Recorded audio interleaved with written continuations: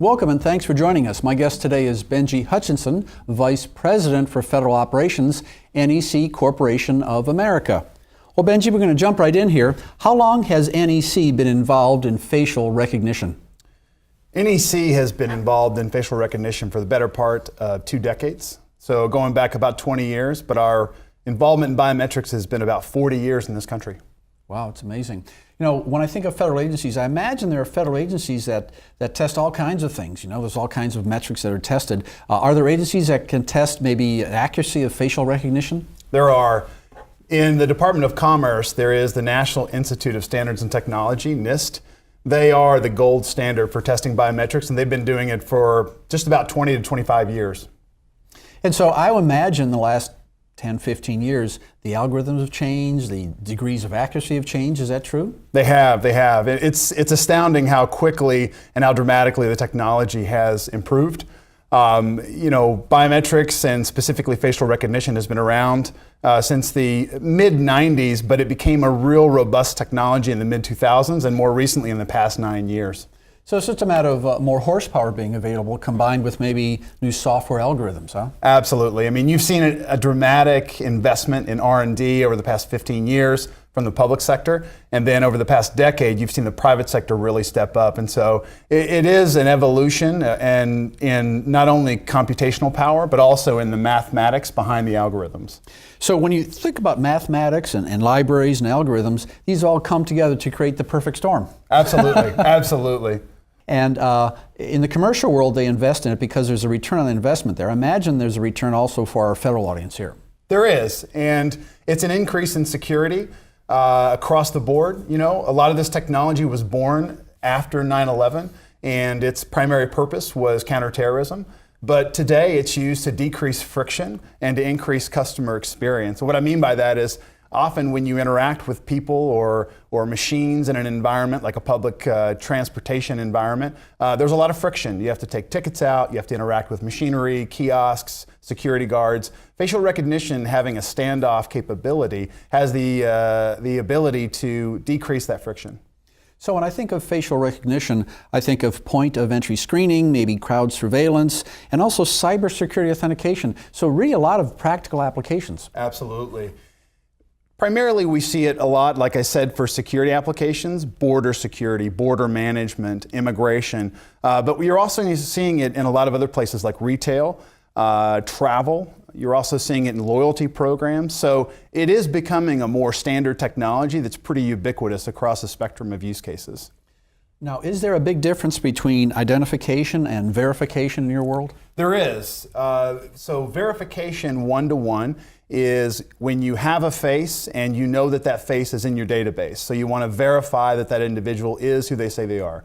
The other use case is identification. That's one-to-many. So this would be a situation where you have a face or you have an identity and you want to find out if they are in the database. So you don't know.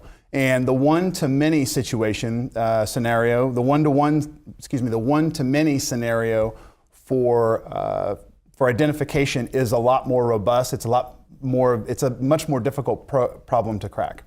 If we look at the origins where NEC started doing a lot of facial recognition, they really had a slow, long-term development of libraries and algorithms, and each step builds and builds and builds. Right. And finally, we're at the point now where we have cloud computing, where you can store data easier, and we have access to this information quicker. But still, there's the human element of using the algorithm for identification. Right.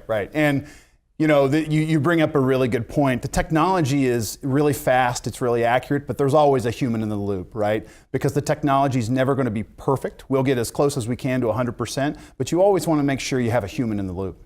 Speaking of humans have fingerprints. Absolutely. And I imagine the gold standard is going to be 10 fingers, right? And so what this can do is this can enhance the baseline, can't it? Absolutely, it can. And as you pointed out, fingerprints have been around for about 150 years.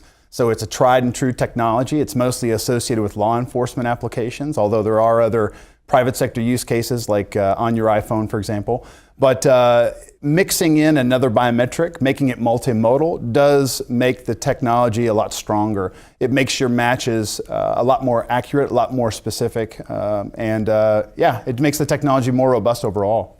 And if you think of our agile software development or flexible community, it can give you more flexible options. For example, for remote authentication, you may not have access to fingerprints, and you can have access to a visual correspondent to that authentication, can't you? That's right, and different use cases, different scenarios call for different biometric modalities, right? So in some of the use cases I've already talked about, whether it's travel, you might want to use facial recognition because there's less friction, but in a law enforcement use case, you'd want to use fingerprints because there's more data, or there's a longer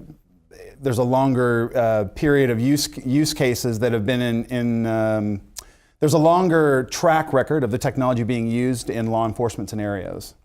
10 years ago, you'd use voice recognition. It was a joke. But Yeah. now voice recognition is being used in many, many homes. I would imagine that's because there was a library that was established, algorithms kind of worked their way out. Right. Similar with facial recognition, I would think now. Is that right? No, totally true. In the late 80s and 90s, artificial intelligence was just starting to mature as a technology, and one of the first pieces of technology was voice recognition. And as you see with a lot of these consumer applications and products that you see on the market today, voice recognition is much more stable than it's ever been. Same thing for facial recognition.